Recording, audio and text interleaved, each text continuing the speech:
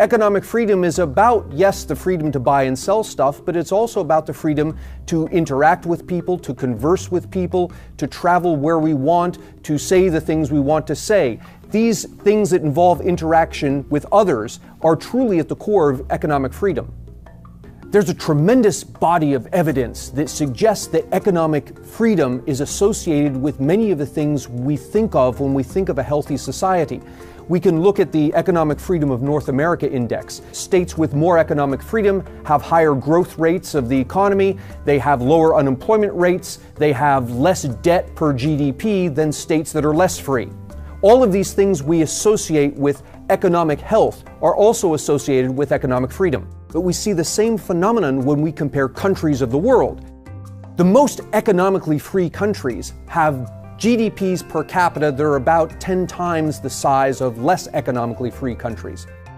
One might argue that what we're seeing is the big country effect. That is, big countries will tend to be economically free, and they'll also tend to have high GDP per capita.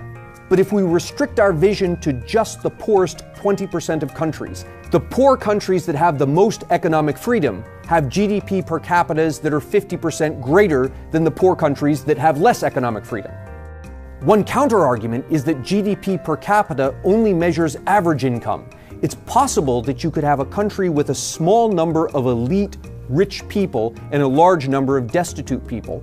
But if we examine inequality measures, what we find is that the countries that are more economically free also have more equitable income distributions. That is, economic freedom is not only associated with higher income levels on average, but it's also associated with a more equitable income distribution.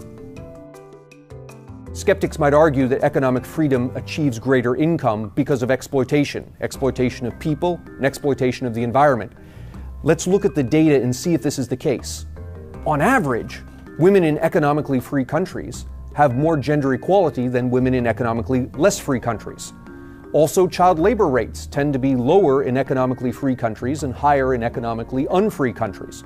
One might argue that child labor rates are lower in economically free countries because economically free countries are richer and therefore can import products from poor countries that do not have child labor laws. In effect, the rich countries encourage the poor countries to exploit their children, so the rich countries don't have to exploit theirs. But if we look at the poorest countries, we see the same phenomenon. Even amongst the poorest countries, those with more economic freedom have lower child labor rates than those with less economic freedom. Economic freedom also accompanies reduced exploitation of the environment. For example, deforestation is worst amongst the least economically free countries. Meanwhile, the most economically free countries actually experience reforestation. Their forests are growing. Economic freedom is about the freedom to act. The more freedom we have to act, the more able we are to do the things we want to do, to create wealth, to protect the environment, to help people be equal across genders, to help children no longer have to work in factories. It's about being free to make your own choices and to live with the consequences of those choices, provided that you do not violate anyone else's freedom. The more economic freedom we have, the more able we are to make the world a better place.